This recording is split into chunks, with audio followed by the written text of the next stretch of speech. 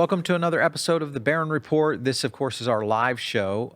Hopefully you're catching this out on one of our streams, whether it's YouTube, Facebook, who knows where, but you're catching it live. And the idea behind the Barron Report is to cover the top innovations and trends in the food service business every week. And of course, you get a chance to do that with me right here as we break down some of the top stories of the week. Let's go to our number one story, which is Beyond Meat, which is taking the plant-based burger to Wall Street. And in a recent report from Fast Company, they kind of did a breakdown on Beyond Meat and where they were financially. In the filing, Beyond Meat states that in the 9 months prior to before September 29th, 2018, net revenues $56.4 million, which is a 167% increase from the $21.1 million that is the year before September 30, 2017. That's a pretty significant increase when you look at the overall size of the plant-based market. But when we look at the overall size of the plant-based market in terms of consumers, new products on the market, as well as just the conversations that are happening around this, I'm not sure that Beyond Meat might be leaving a little bit of cash on the table here, which means it's going to be potentially a great investment, could be something that could really power kind of the future of where plant-based IPOs go. Additionally, here's another fact. Americans are increasingly looking at meat substitutes such as Beyond Meat and the Impossible Burger, which are kind of the two battling burgers in the plant-based sector. But this recent poll found that 43% of consumers are more likely to try plant-based alternatives. This is huge because this is way up from where it was just 3 and 4 years ago in terms of plant-based burgers really hitting the scene. Lots is happening as well. We, of course, have been doing a lot of plant-based research here on Foodable with Foodable Labs, and some of the trends from this year based on our food influencers, especially around conversations. 78.4% increased conversations in the past year, which are all around discussions on plant-based menus. 56.8% of these are female. So this is a huge trend in terms of demographic as it leads toward plant-based options for the restaurant industry. 39.5% are in the 25 to 34 demographic, another big power spending group in the millennial category. And then currently 59.4% are dining out at a massive it's 6+ times per month, which is about 3.5 times more than the national average. So when you look at the overall expansion of plant-based trends and also just some of the products and companies that are hitting the market, I think this is a great timing for Beyond Meat to go IPO. But at the same time, I feel like there's a lot more headroom here for this company in terms of growth, especially around some of the growth when you look at year over year. Menu demand, which is the one factor that I think is going to drive this to the next level, because menus are where people will try stuff like this versus trying something at home. Usually in a restaurant is where they'll get a little bit more risky. So if you look at the menu demand data from 2016 to 2018, the 18 to 34 demographic is up over 23.5% in plant-based menu demand, meaning they want plant-based menu items out there from the restaurants. In the 44 to 55 demographic, this is up 21.9%, also in plant-based menu demand year over year. So this is continuing to grow around the space of restaurants offering some of these products. And of course, Beyond Meat, the Impossible Burger, like I said, the two leaders in the category when it comes to plant-based burgers. Lots happening here. These demos are really going to represent, I think, some of the upside growth for where Beyond Meat could be. Let's move on to our second topic today, and that is going to be the top 10 wines of 2018. And of course, we have a great guest joining us via Skype today, Shana Clark, who is a wine, sake, and cocktail journalist and consultant out of New York City from Shana Speaks Wines. So welcome to the show, Shana. Thanks so much for having me. Yeah. All right. Well, let's kind of just jump right into this list. Very nice list, I think, overall, when you look at the breadth of what's happening in this top 10. But any trends or tips for operators in reference to this list when they're trying to find something that might compare to it? Because some of these things, of course, these wines are sold out. What would you say? Sure. I mean, there's a lot of great options. I think that this list is just really representative of some of the trends that we're seeing.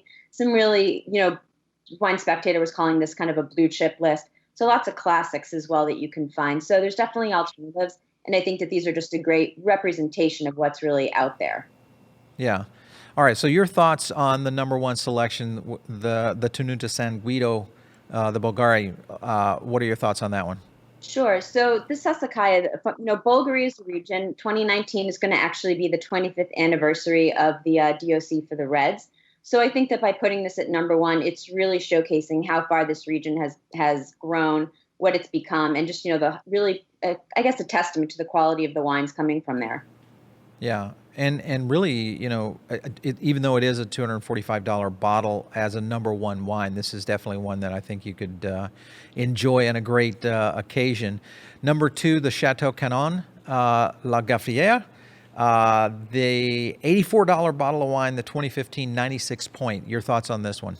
Sure, Bordeaux, always a classic region. It's definitely something that is going to be, Bordeaux is always going to be a collector's region. It's a region that, it's never going to go out of style. It's going to be just one of those pinnacles of great winemaking, and you definitely think that deserves a spot on the list. Yeah. The number three, the Chianti, especially the value, which was a $35 value, 96 point wine. Your thoughts on this one?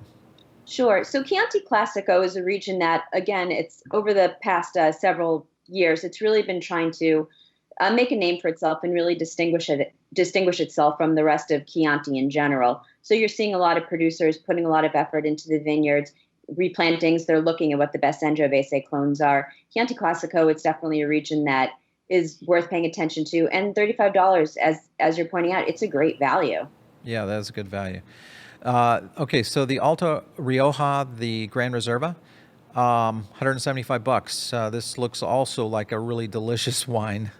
When I saw this one on the list, what are your thoughts on this one?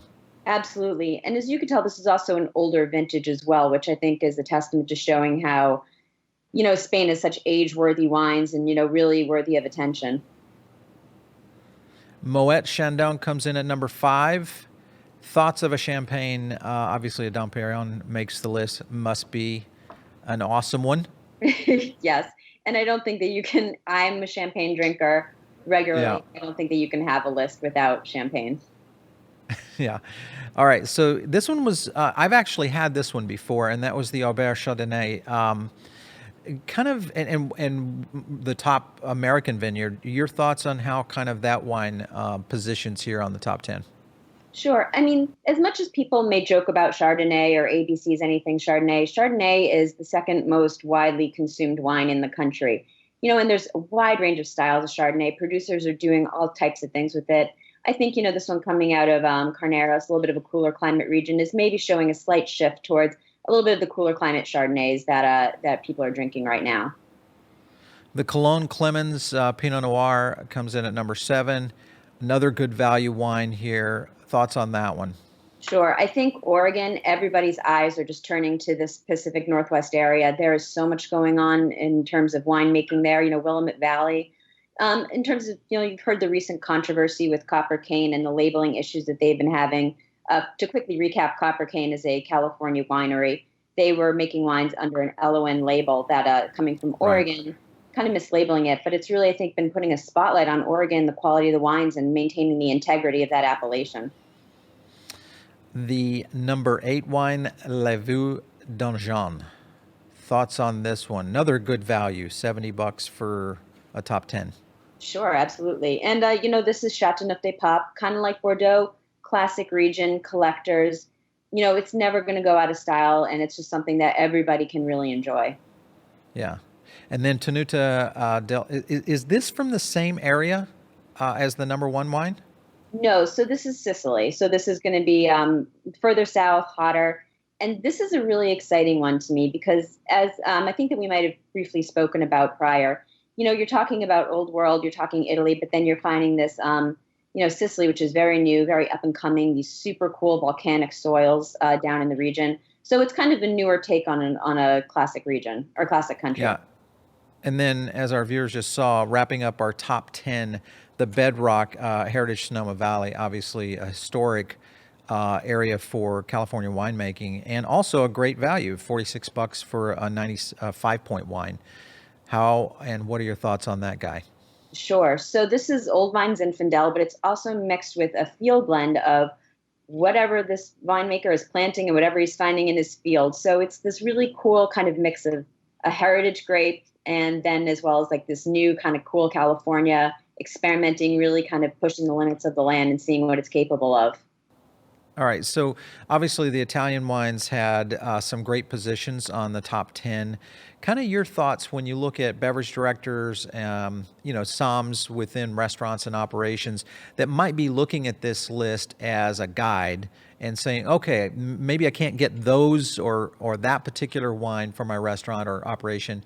Maybe here's some alternatives. What would you kind of lean these directors to when it comes to these types of Italian wines that are doing so well on this list?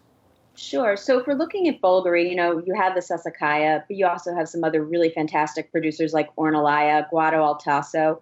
Ornellaia, they have a second label, and this one just happens to be made with younger vines, so the price point tends to be a little bit different. That one's the La Serra Nuove. For Guado Altasso, they have the Il Brucato. That's their second label. So again, better, slightly lower price point. But again, you're still getting the same kind of beautiful fruit, the same great quality. Gaia from Piedmont, they actually had their Camarconda label coming out of that region as well. And again, they range in terms of price points, but it's a very similar style. It's the Super Tuscans. That's just really fantastic. Yeah. So the American selections, the Cullen Clemens, the Bedrock, and the Aubert Chardonnay, three positions on the top 10 list, all pretty much obviously West Coast wines. Kind of, do you feel like these match up well to these somewhat exotic wines that are on the top 10? I absolutely do. And I think that there is like a real energy, there's an excitement. And I mean, some of these regions, they've been around for, a few decades now, and they're definitely, they have the experience behind them. They're definitely worthy of the spot. They're backing it up with the quality. Yeah, absolutely.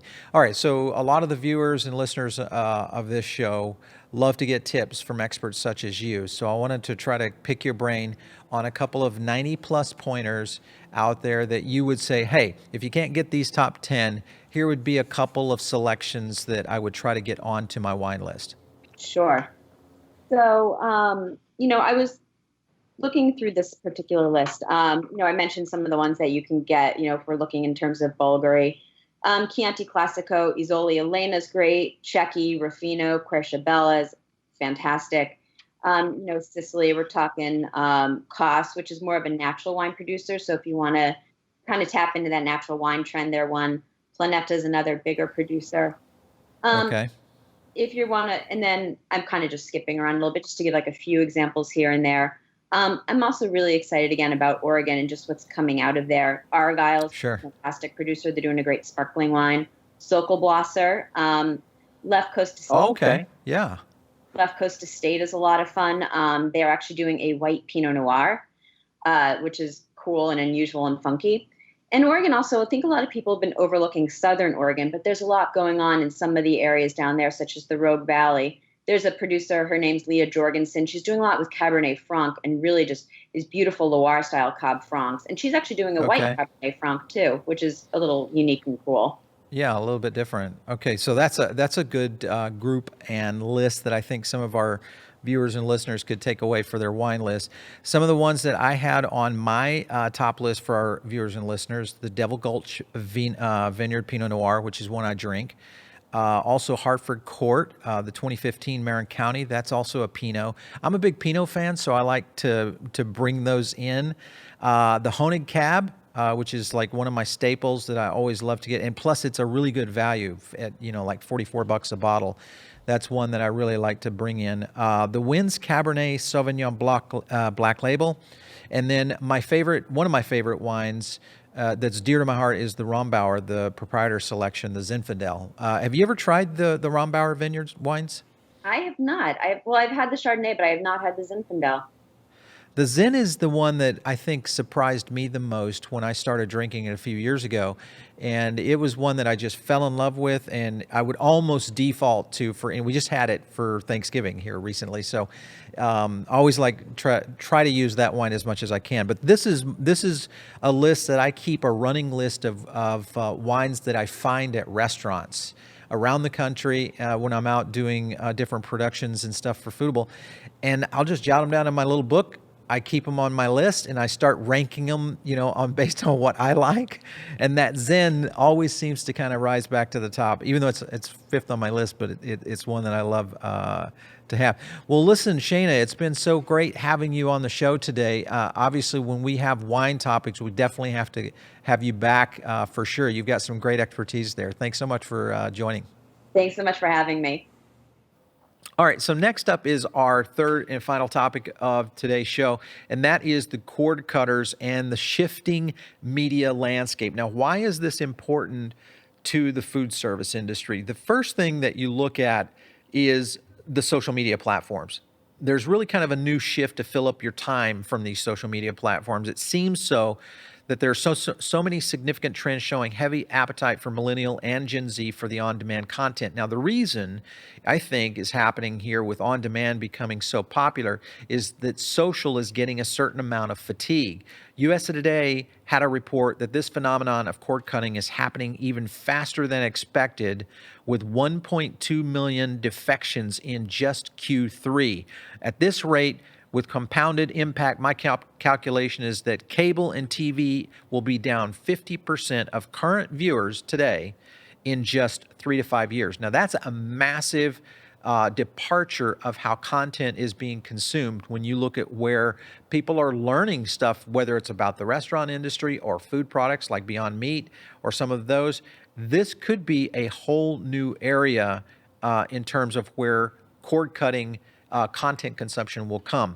So if you look at some things that kind of lean towards this in terms of content and where it's being consumed, I had a chance to talk with a social media expert. His name's Ted Rubin, and we got a chance to kind of sit down and talk about where the shift was occurring. So take a listen right here.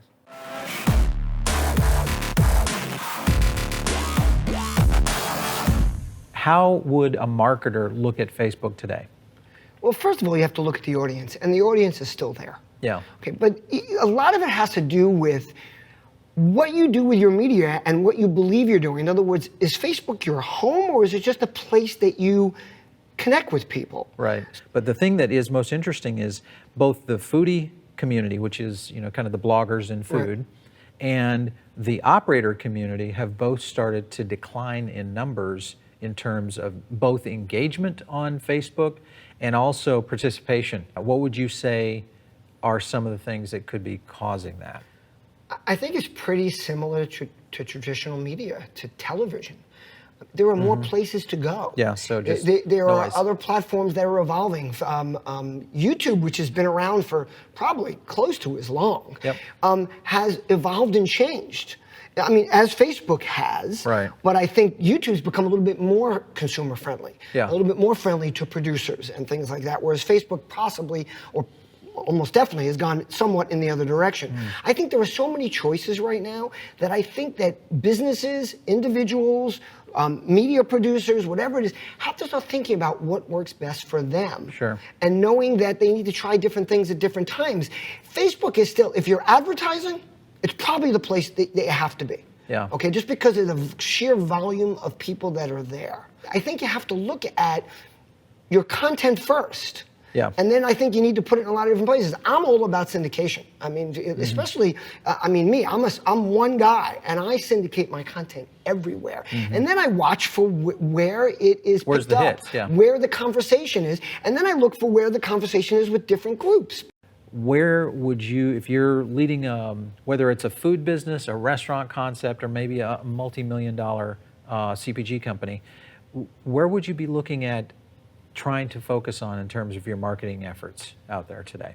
So I think the biggest thing overlooked in the food service, hospitality, and retail business is the power of employees to create valuable content every minute of every day of every week. And I think what's happening is a lot of these brands are afraid to let them do it. Yeah. In 2019, companies must, in one way or another, figure out how to empower their frontline employees and their customers to create content to keep up with the amount of content they need. And by the way, remember what happens here. Content powers SEO. Yeah. Flat out, simple. Yeah. Whether it's video, whether it's blog posts, whether it's simply, Podcasts. whether podcasts Yeah. or simply photos. Sure. It powers what people are finding because nobody, for the most part, are really reading or watching ads anymore. Yeah. They're searching. Yeah. They're looking for things. They're talking to their friends. Their friends are sending the things. And if you don't have that content out there that brings you up to something, and by the way, it's got to be decent content. Yeah. It's got to be something that people are interested in. Then you're going to lose the game over the long run. All right, so as you can see, there is a major shift happening, and another alarming data set which was reported to us by USA Today. For the 4 weeks ending October 28th, which is coinciding with the start of the official TV season, the number of people ages 18 to 34 using TV has plunged 15% and is down 36% from 2014. Now, the drop-off is mostly in the teens section, 18% from last year and 48% from 2014. That's even more pronounced. And when you look at the teens as being one of the categories that kind of leads the area of innovation around content consumption, this is a huge impact of where content will be viewed and consumed in the future.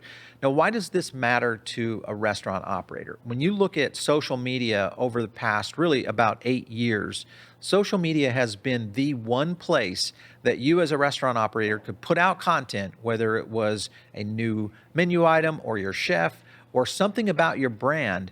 You would use social media as your vehicle to get that content out there, whether it was short form, you'd make a video, maybe you went live like this right here on Facebook or something. That's the point, is that most of the consumption habits that are happening from the Gen Z and the millennial, we are starting to see a major shift to where we're seeing these on-demand platforms take over. Now, there's only so much time in the day, so where's it going to come from? If they are spending time on social, great, you're going to reach them on social, but what happens if they start to migrate away from social media? Where will you get your message to the masses? That's why I think on-demand content is going to be the future of where the industry is going in terms of putting out content around your own brand. And of course, it can't be advertorial. This we'll get a chance to talk about, hopefully, in some upcoming episodes right here from the Barron Report.